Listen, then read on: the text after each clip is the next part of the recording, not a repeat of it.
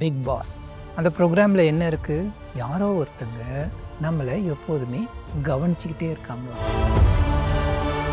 தேவையில்லாத அந்த புகழுக்கு அடிமையாகிறது. இது வேணும் அது வேணும் அப்படின்னு நம்ம நினைக்கிறது, நான் தான் பெரியவங்க அப்படின்னு நினைக்கிறது. இவங்க எல்லாரையும் மனசுங்கிறது எப்போதுமே கவனிச்சுக்கிட்டே இருக்கு. வேதாத்ரி மகர்ஷி இன்னொரு பிக் பாஸ் அங்கே வந்து நமக்கு காமிச்சு கொடுக்குறாரு. இந்த பிக் பாஸ் என்ன செய்வார்னா, எப்போதுமே கனெக்ஷன் இருப்பார். வெளியில் உடனே கம்யூனிகேட் செய்துறாரு. வெளியிலலாம் யார் தெரியுமா? உங்களுடைய பிக் பாஸ் ப்ரோக்ராமை யூனிவர்ஸ் பார்த்துட்ருக்கு. யார் தான் அந்த பிக் பாஸ்? எங்கே தான் இருக்கிறார்? நம்ம எல்லாரும் ஒரு ப்ரோக்ராமை வந்து ரொம்ப ஆசைப்பட்டு பார்த்துட்ருக்கோம், பிக் பாஸ். அந்த பிக் பாஸில் நம்ம வெளியில் இருக்கிற ஒரு பாஸை வந்து பார்த்துட்ருக்கோம் இல்லைங்களா? ஆனால் ஒருத்தர் இருக்கார், பார்த்துருக்கீங்களா? நம்மக்கிட்ட இருக்கிற ஒரு பிக் பாஸ் என்னன்னு தெரியுமா? யோசிச்சு பாருங்கள். அந்த ப்ரோக்ராமில் என்ன இருக்குது, யாரோ ஒருத்தங்க நம்மளை எப்போதுமே கவனிச்சிக்கிட்டே இருக்காங்களாம், இல்லையா? இந்த கவனிச்சிக்கிட்டே இருக்கிறதுங்கிறது தான் எங்கேருந்து வருது? வெளியிலேருந்து வருது. நம்மக்கிட்ட அதே மாதிரி ஒரு பிக் பாஸ் எப்போதுமே ஒரு படம் எடுத்துக்கிட்டே இருக்கார். வெளியில் படம் எடுக்கிறதுக்கு எவ்வளோ செலவு இருக்குது, எத்தனையோ கேமராவை ஃபிட் பண்ணியிருக்கு. இங்கே வந்து நம்மளுடைய பிக் பாஸில் இருக்கக்கூடிய சீரீஸ்க்கு பார்த்தா யாருமே தேவை. நம்மக்கிட்ட இருக்கிற பிக் பாஸ் மட்டும் வேலை செஞ்சார்னா எப்படி இருக்குன்னு யோசிச்சு பாருங்க. யார் தான் அந்த பிக் பாஸ்? எங்கே தான் இருக்கிறார்? கொஞ்சம் கேள்வி கேட்டு பார்த்தோம்னா நம்ம எல்லோருக்கும் தெரிஞ்சவர் தான். அவர் எங்கேயும் வெளியிலேருந்து வந்து உட்காந்து வேலை செய்யலை. நமக்குள்ளாரே இருக்கக்கூடிய மனசு தான் நம்மளுடைய பிக் பாஸ். அது கூட நிறைய பேர் சேர்ந்து ஒரு அசைன்மெண்ட் கொடுக்குறாங்க இல்லையா? இத்தனை நாளைக்கு நீங்கள் எதுவும் இது பண்ணாமல் உள்ளேயே இருக்கணும், எல்லாரோடையும் நீங்கள் எப்படி பழகிறீங்கிறது கவனிச்சிக்கிட்டே இருக்காங்க. இங்கே யோசிச்சு பாருங்கள், யார் அதெல்லாம்?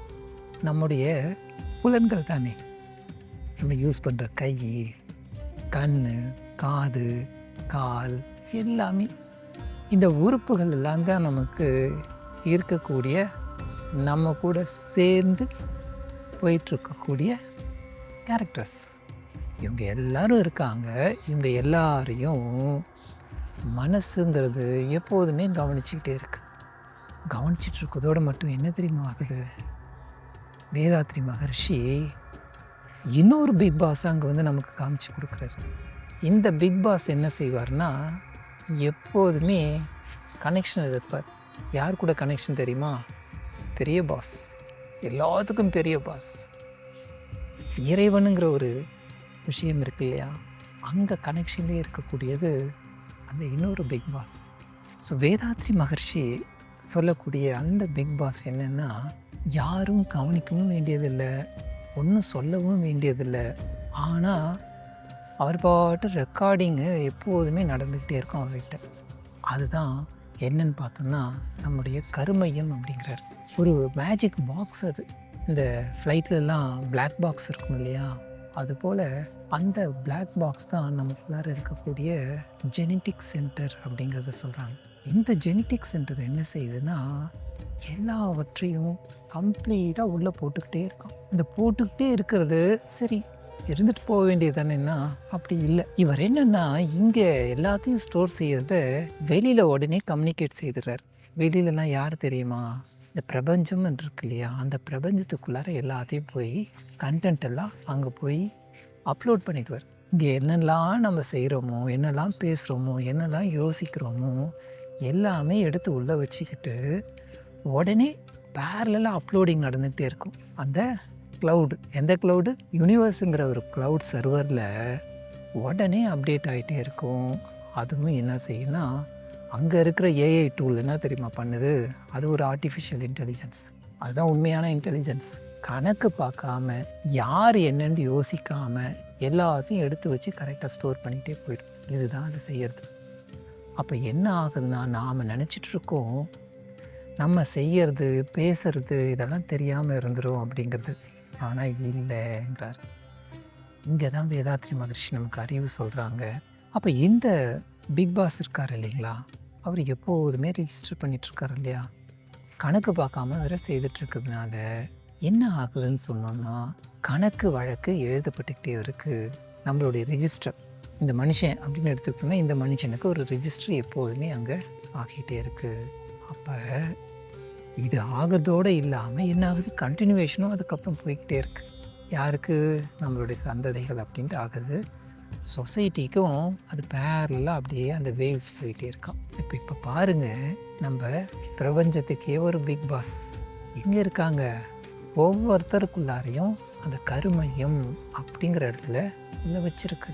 எத்தனை கேமரா இருக்குது, சுற்றி சுற்றி கேமரா இருக்குது. தூங்கும்போதும் கேமரா பார்க்குறது, ஓடனாலும் பார்க்குறது, நினச்சாலும் பார்க்குது. மற்ற நம்ம வச்சுருக்கோம் இல்லையா கேமரா, அது நான் எதாவது ஆக்ஷனில் இருந்தால் மட்டும்தான் அது காமிக்கும். இந்த பிக் பாஸுடைய சீரியலில் இருக்கக்கூடிய இந்த கேமரா நாம் நினைக்கிற ஒவ்வொரு விஷயங்களையும் அப்படியே பளிச்சுட்டு எடுத்து காமிக்கும். அப்போ எவ்வளோ ஜாக்கிரதையாக இருக்கும். அந்த ப்ரோக்ராம் பார்க்கும்பொழுது எவ்வளோ நம்ம ரசிக்கிறோம். ஒரு த்ரில்லிங்காக இருக்குது இல்லையா, சஸ்பென்ஸ்லாம் இருக்குது இல்லையா, என்ன ஆகணுங்கிறது இருக்குது இல்லையா, எத்தனை நாள் அவங்களால சர்வை பண்ண முடிஞ்சது அப்படிங்கிறது இருக்குது இல்லையா, எத்தனை பேரோட எப்படி அவங்க அனுசரித்து நடந்தாங்க, எவ்வளோ முக்கியமான விஷயம் பாருங்கள். இன்றைக்கி நம்ம குடும்பத்துக்குள்ளாக அந்த அனுசரணைங்கிறது எந்த அளவுக்கு விட்டு கொடுத்து போகிறோம். தேவையில்லாத அந்த புகழுக்கு அடிமையாகிறது. இது வேணும் அது வேணும் அப்படின்னு நம்ம நினைக்கிறது, நான் தான் பெரியவங்க அப்படின்னு நினைக்கிறது. இதெல்லாம் நாமளே உள்ளுக்குள்ளார பார்க்கணும். ஏன் நான் நினைக்கிறேன், இதனால் என்ன நான் அச்சீவ் பண்ணிட போகிறேன், விட்டு கொடுத்து போனா என்ன, மற்றவங்க நல்லா வராங்கன்னு சொன்னால் அவங்க மேலே வரதுக்கு நான் விட்டா என்ன, இப்படியெல்லாம் நம்ம யோசிக்க ஆரம்பித்தோன்னா நம்மளுடைய பிக் பாஸ் எப்போதுமே சூப்பரான பாஸாக இருப்பார். யோசித்து பார்ப்போம், நம்மளுடைய பிக் பாஸ் சீரியலை சரியாக அழகாக கொண்டு போக முடியும். டிசைன் பண்ணுறது யாருமே இல்லை, அசைன் பண்ணுறது யாருமே இல்லை. டிசைனும் என்கிட்ட தான், அசைன்மெண்ட்டும் என்கிட்ட தான். அசைன்மெண்ட்டை சரியாக செய்வோம், டிசைன் ஆகிறது சூப்பராக டிசைன் ஆகிடும். இதுதான் நம்ம செய்ய வேண்டியது.